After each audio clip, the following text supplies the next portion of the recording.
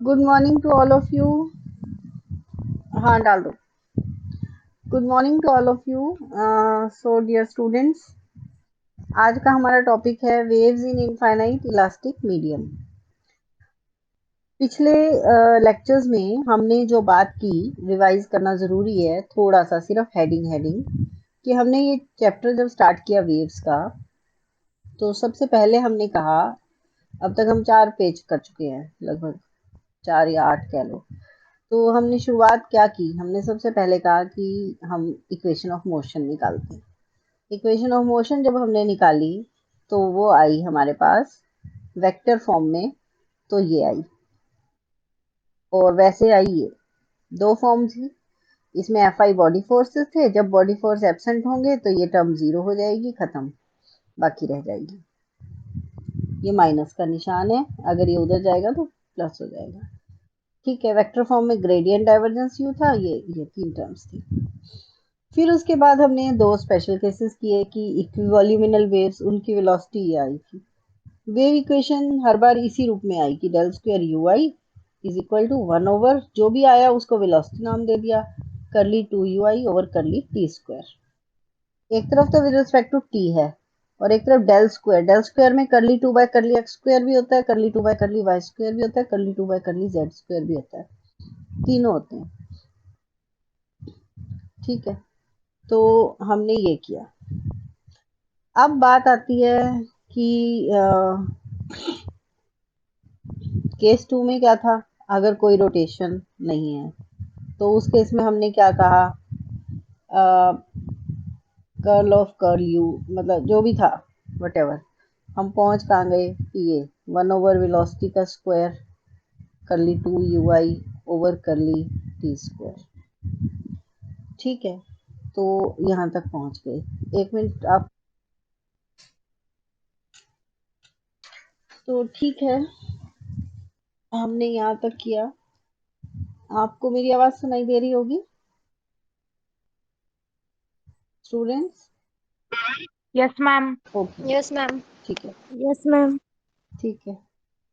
तो हमने ये सब किया और हमने ये बताया, ये दो तरह की वेव्स आ गई थी, इक्विवॉल्यूमिनस, और एक दूसरी वेव्स का नाम क्या था, इरोटेशनल। फिर इनके नाम प्राइमरी वेव, सेकेंडरी वेव्स भी इन्हीं के नाम है। इरोटेशनल है इधर, ठीक है, डायलेटेशनल भी, लॉन्गिट्यूडनल, जो भी था। अब प्लेन वेव्स, अगला टॉपिक शुरू हुआ।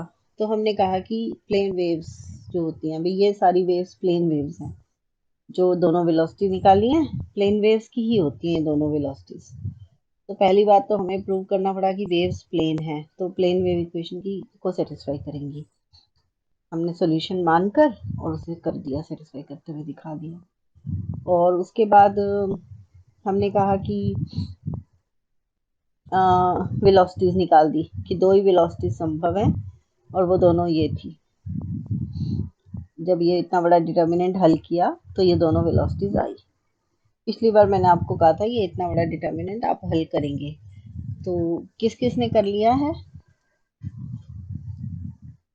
हमने ट्राई किया था मैम। हाँ, हुआ। दोबारा करना पड़ेगा मैम। अच्छा, और बाकी कहाँ है तुम्हारी क्लास के जो जल्दी कैलकुलेशंस करते हैं, वो कहाँ है बच्चे? अनिल सिंधु भी कर लेता है, राहुल भी कर लेता है काम, तो समझ तो सबको आता है। मनप्रीत, सुखविंदर, पूनम, पिंकी। यस मैम, हो गया। अच्छा, एक आवाज आई है। और जिसका हो गया ना, वो अपनी कॉपी की फोटो खींच के जो तुम्हारा पर्सनल व्हाट्सएप ग्रुप है उसमें डाल देना। जिसको नहीं भी हो रहा, उसको कहीं अड़ रहा होगा तो उसको समझ आ जाएगा, या वो पर्सनली पूछ लेना जिसका हो गया उससे, मनप्रीत का हो गया या सुखविंदर, किसकी आवाज थी ये? Yes ma'am, Manpreet. ठीक है, मनप्रीत से पूछ लेना अगर कहीं अटक रहे हो, नहीं डिटर्मिनेंट निकल रहा। तो यहाँ तक हो गया था। अब हमारा आज का जो टॉपिक है कि waves in infinite elastic medium. हम अब क्या कर रहे हैं, हमने अब तक दो नाम और लिए थे। देखो, एक तो हमने कहा इक्विवॉल्यूमिनस वेव्स, एक कहा हमने एक तो कहा इक्विवॉल्यूमिनस और एक कहा था इरोटेशनल। फिर दो नाम और लिए थे, वेव्स ऑफ डायलेटेशन और वेव्स ऑफ डिस्टॉर्शन। और ये इक्विवॉल्यूमिनस और इरोटेशनल का ही दूसरा नाम है। तो अब हम इनके बारे में बात करेंगे कि हमने ये नाम कैसे रख दिए। वेव्स ऑफ डायलेटेशन नाम रख दिया, मान लेते हैं, जिसका रखा वो है आपकी ये डायलेशन वाली में थीटा जो होगा उसकी रूप में इक्वेशन आएगी डेल स्क्वायर थीटा। ये वेलोसिटी 1/c² या 1/α², मतलब कैपिटल थीटा, जो इक्वेशन वेव इक्वेशन मैंने आपको ऐसे दिखाई थी, वही इक्वेशन हम किसके रूप में लिख रहे हैं, कैपिटल थीटा के। Del square capital theta. ठीक है, इसका क्या मतलब है, कैपिटल थीटा भी प्लेन वेव है, मतलब वेव ऑफ डायलेशन। इसको क्या बोलते हैं हम, ये अपना सिंबल क्या होता है, कैपिटल थीटा जो होता है, इसको इसी को बोला गया है डायलेशन। कैपिटल थीटा का ही दूसरा नाम है डायलेशन। इक्विवॉल्यूमिनस वेव्स में हम कहते हैं ना कि तो वेव्स ऑफ डायलेशन एक तरह से ये है, और इसकी ये स्पीड निकली है, इनको डायलेशनल वेव भी कहते हैं। इसी तरह दूसरा नाम मैं ले रही हूँ वेव ऑफ डिस्टॉर्शन। डिस्टॉर्शन वाली में लास्ट में क्या आएगा, डिस्टॉर्शन वाली में हम करते करते पहुंचेंगे यहाँ, हम दिखाएंगे कि कर्ल ऑफ यू जो है वो भी सेटिस्फाई कर रहा है इस इक्वेशन को। ये देखो, कर्ल ऑफ यू का नया नाम रखते होते हैं हम, एक मिनट, कर्ल ऑफ यू का एक नया नाम आएगा ओमेगा। ये रहा, ओमेगा रखा rotation vector curl of u. ठीक है, और यही wave equation curl of u भी सेटिस्फाई, ओमेगा भी सेटिस्फाई करेगा कि del square omega is equal to 1/β², velocity बदल गई, करली 2 ओमेगा बाय करली t²। तो ये जो ओमेगा सेटिस्फाई कर रहा है ये रोटेशनल वेक्टर है। ये है कर्ल ऑफ यू, तो इसका नाम है रोटेशनल वेक्टर। ठीक है, इसको डिस्टॉर्शन वेव में नाम दिया गया कि अगर ऐसी वेव्स को क्या बोलेंगे जो इस फॉर्म में आई हैं, इनको बोलेंगे वेव्स ऑफ डिस्टॉर्शन या रोटेशनल वेव। तो पॉइंट ये हुआ कि हम जो हेडिंग है, हमारा मुद्दा ये है, हमें वेव ऑफ डायलेशन और वेव ऑफ डिस्टॉर्शन का आर्टिकल करना है।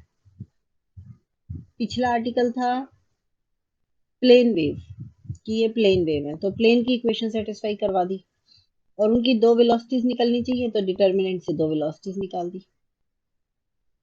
भाई। हाँ, मान लिया कि इक्विवॉल्यूमिनस भी प्लेन वेव है और इरोटेशनल भी प्लेन वेव है। अब मुद्दा है कि इन्हीं को वेव्स ऑफ डायलेशन और वेव्स ऑफ डिस्टॉर्शन के बारे में बताओ कि ये क्या होती हैं। हमारा आर्टिकल है waves in infinite elastic medium, waves of dilation और डिस्टॉर्शन। तो हमने देखो कैसे शुरू किया, हमने शुरू किया अपनी इक्वेशन से जो हम करके आए थे। आज मैंने रिवीजन में पहले आर्टिकल में ये इक्वेशन की थी हम, दो, एक वेक्टर फॉर्म में थी, एक सिंपल थी, ये सिंपल वाली है। T I J comma J plus F I is equal to rho curly 2 you I bye करली t²। बॉडी फोर्सेस को एब्सेंट कह दिया। अगर बॉडी फोर्सेस एब्सेंट है तो ये बन गई equation T I J comma J is equal to rho curly 2 you I bye करली t²। अब क्या कहा इसके बाद, हमने कहा कि हमारा टी आई जे तो ये होता है स्ट्रेस स्ट्रेन रिलेशन से, वहां से टी आई जे और थीटा ये होता है डेल डॉट यू। बहुत बार सिखा चुकी हूँ कि कैपिटल थीटा क्या होता है, डेल डॉट यू। ठीक है, तो हमने क्या किया, टी आई जे कॉमा जे निकाला, पीछे भी निकाल चुके हैं, हर बार ही निकाल रहे हैं, ये आ गया।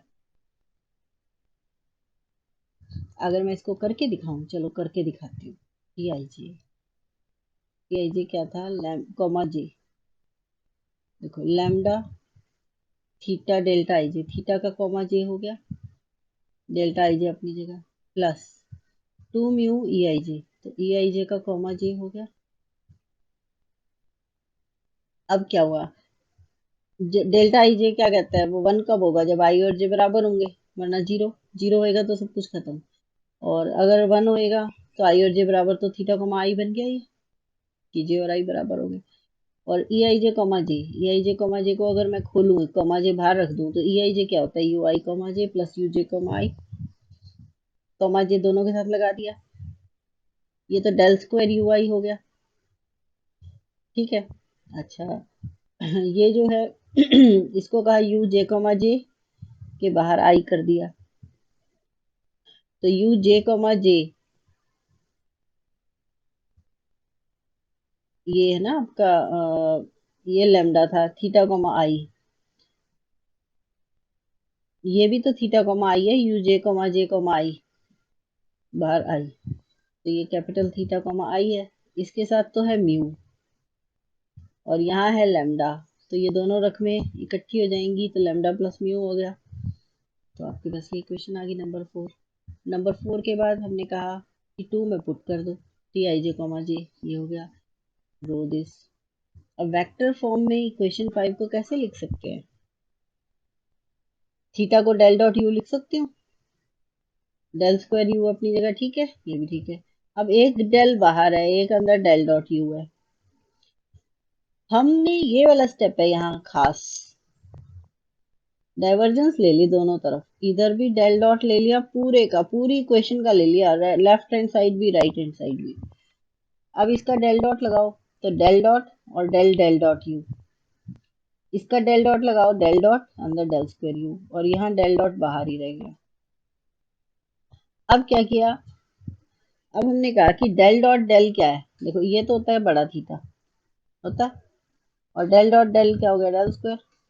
ये डेल डेल स्क्वायर और डेल इंटरचेंज हो गया आपस में, डेल स्क्वायर बाहर आ गया, डेल अंदर चला गया, बाहर डॉट है ना, तो एक्सचेंज हो सकते हैं, A dot B is equal to B dot A होता है, तो इसलिए del dot del square is equal to del square dot del, तो एक्सचेंज करके डेल स्क्वायर बाहर, अंदर थीटा हो गया, तो अंदर यहाँ डेल डॉट यू, सब थीटा हो गए, सब बड़ा थीटा बन गया, ये भी बड़ा थीटा, ये भी बड़ा थीटा, तो लेमडा प्लस 2 म्यू हो गया बड़े थीटे के साथ, डेल स्क्वायर थीटा, और ये तो इक्वेशन आ गई बड़े थीटे में, डेल स्क्वायर बड़ा थीटा। ये थीटा कौन है, डायलेशन, तो डायलेशन की इक्वेशन कहलाई, क्योंकि del square theta is equal to something, तो इसका मतलब थीटा इसको सेटिस्फाई कर रहा है, तो dilation is satisfying the wave equation, तो इसको वेव ऑफ डायलेशन कह दिया। और इसकी स्पीड क्या आई, ये स्पीड आ गई। उसके बाद उसी इक्वेशन का जहां डाइवर्जेंस लिया था, यहाँ डाइवर्जेंस लिया था, डाइवर्जेंस होता है डेल डॉट, अब उसी का क्या ले लिया, कर्ल, कर्ल यानी कि डेल क्रॉस, सेम इक्वेशन का कर्ल ले लिया दोनों तरफ, नंबर 6 इक्वेशन का ही कर्ल लेने का मतलब है कर्ल बाहर अंदर, ये कर्ल बाहर अंदर, ये कर लिए। तो अब क्या कहा, हमने कहा कि पहले तो कर्ल ऑफ ग्रेडियंट हमेशा जीरो होता है, इस बात को लर्न कर लो चाहे लिख लो, ये एक बहुत इंपॉर्टेंट रिजल्ट है, curl of gradient is always zero. तो पहले तो यही लगा दिया कि कर्ल और ये ग्रेडियंट, अकेला डेल क्या होता है, ग्रेडियंट, डेल डॉट होता है तो डाइवर्जेंस, ये अकेला डेल है बाहर, तो ये ग्रेडियंट है। और ये कर्ल और डेल स्क्वायर यू को फिर एक्सचेंज कर दिया, डेल स्क्वायर बाहर, कर्ल अंदर, यहाँ रो बाहर, डेल क्रॉस यू। अब डेल क्रॉस यू जो होता है वो रोटेशनल वेक्टर होता है, और उसका नाम होता है ओमेगा, इसको बड़ा ओमेगा कहते हैं, ऐसे लिखते हैं रोटेशन वेक्टर। तो हमने रोटेशन वेक्टर लिख दिया इसकी जगह, जहां जहां डेल क्रॉस यू था, तो ये तो वेव इक्वेशन आ गई, और वो भी रोटेशन वेक्टर के रूप में, यानी रोटेशन वेक्टर वेव इक्वेशन को सेटिस्फाई कर रहा है, तो ऐसी वेव्स को वेव ऑफ रोटेशन कहना चाहिए। वेव ऑफ रोटेशन का दूसरा नाम है वेव ऑफ डिस्टॉर्शन, ठीक है, तो डिस्टॉर्शन या रोटेशन वेव, दोनों वेव्स आ गई। अब बात आती है, अब फिर हम थोड़ा और गड़बड़ करेंगे कि मान लेते हैं थीटा जीरो है, डायलेशन जीरो, हम ये प्रूव करेंगे कि या तो वेव डायलेशन की होगी या डिस्टॉर्शन की होगी, दोनों इकट्ठी नहीं हो सकती। मतलब डायलेशन जीरो तो डिस्टॉर्शन की वेव, डिस्टॉर्शन जीरो तो वेव ऑफ डायलेशन। डायलेशन को जीरो कर दिया, डाइवर्जेंस जीरो हो गया, तो जो आपकी इक्वेशन 6 है वो ये बन गई। तो वेव बनी आ, ये बीटा स्पीड की, तो कौन सी वेव कहलाएगी? वो रोटेशनल या डिस्टॉर्शन। ये इक्विवोल्यूमिनल भी कहलाती हैं और यही डिस्टॉर्शन वेव्स भी कहलाती हैं। ओके, दूसरे केस में हमने क्या किया? हमने कहा अपनी तरफ से कि कर्ल ऑफ यू का एक फॉर्मूला लिखा वेक्टर ट्रिपल प्रोडक्ट से। ये फॉर्मूला वेल नोन है, आप चाहो तो एक बार फर्स्ट ईयर का जब बुक है vector calculus, BSc first year first sem में ही है, तो उठा लो, उसमें सारा कुछ है। नहीं तो नेट पे सीधा ही गूगल करो कि डेल क्रॉस यू। अगर आपसे ये नहीं हो रहा गूगल सपोज, तो आप इसको लर्न भी कर सकते हो, और ये रिजल्ट बहुत, मतलब आप देखो 4 साल पहले आप सीख चुके हो। तो डेल क्रॉस यू में क्या होता है? हमने एक बार तो इन दोनों के बीच में डॉट लगाना होता है, तो डेल स्क्वायर बनता है। और एक बार डेल और पहले और आखिरी के बीच में डॉट लगता है और ये बाहर आ जाता है, तो डेल बाहर आ गया, पहले और आखिरी के बीच में डॉट लगा, यानी डेल डॉट यू। तो डेल डॉट यू, ये एक बार तो ये और एक बार ये ऐसे बनता है। मैं इसको करके दिखा देती हूँ। डेल क्रॉस यू, एक बार तो बीच वाला बाहर,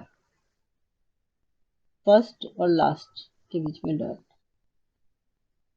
ठीक है, माइनस। अगली बार क्या होता है? पहले ये ब्रैकेट के, एक बार ब्रैकेट के साथ जो लग रहे हैं, एक ब्रैकेट से लेफ्ट वाला, एक ब्रैकेट के राइट वाला, तो इन दोनों का डॉट और बाहर यू, तो डेल स्क्वायर यू हो गया। अब यहां से डेल स्क्वायर यू की ये वैल्यू आ गई, ये वैल्यू 7 वाली 6 में रख दो डेल स्क्वायर यू की जगह, तो सारा ही मामला हिल गया। डेल स्क्वायर यू तो इतना बड़ा हो गया, 2 टर्म्स आ गए उसमें। अगर रोटेशन नहीं है तो डेल क्रॉस यू कर्ल को क्या होना पड़ेगा? जीरो। कर्ल जीरो होने का मतलब ये वाली टर्म खत्म, तो बची क्या? ये और ये बच गई, और ये, ठीक है। इनको डेल डॉट यू कॉमन निकाल कर लैम्डा प्लस 2 म्यू अलग कर लिया, डेल स्क्वायर, तो यहाँ से वेलोसिटी लिख दी। तो जो ये वेलोसिटी लिखी, ये वो वाली आई, इक्विवोल्यूमिनस डायलेशन वेव वाली स्पीड आई अल्फा। तो यानी कि जब रोटेशन को जीरो करेंगे तो वेव्स कैसी आएंगी? डायलेशनल। तो वो कहता है कि इसका मतलब या तो डायलेशन होगी या रोटेशन, दोनों इकट्ठे नहीं हो सकते। ये हमारा आज का आर्टिकल है। आज बस इतना ही करेंगे। मेरे ख्याल से ये आपको अच्छे से कैलकुलेशंस करनी है, पिछला सारा कवर करो, वरना आगे के आर्टिकल में मैं आपको एक बार दिखा रही हूँ हिंट के लिए, वही डिटर्मिनेंट दोबारा आएगा, जो इतना बड़ा डिटर्मिनेंट है, फिर वही तुम्हारे सिर पर आएगा। ये देखो, ये आ गया। तो जब तक तुम उसे हल नहीं करोगे, मैं अगला आर्टिकल कैसे कराऊं? फिर वही वेलोसिटीज आनी है। डायलेशन और रोटेशन के लिए अब करेंगे कल हम ये काम, ठीक है ना? फिर इनको प्लेन इलास्टिक वेव्स। तो आप जब तक ये शुरू के 6 पेज 7 पेज नहीं तैयार करते, ये 3 आर्टिकल हुए हैं। पहला आर्टिकल इक्वेशन ऑफ मोशन, फिर उसमें 2 स्पेशल केस, इक्विवोल्यूमिनस और इरोटेशनल। उसके बाद अगला आर्टिकल था कि वो प्लेन वेव्स हैं।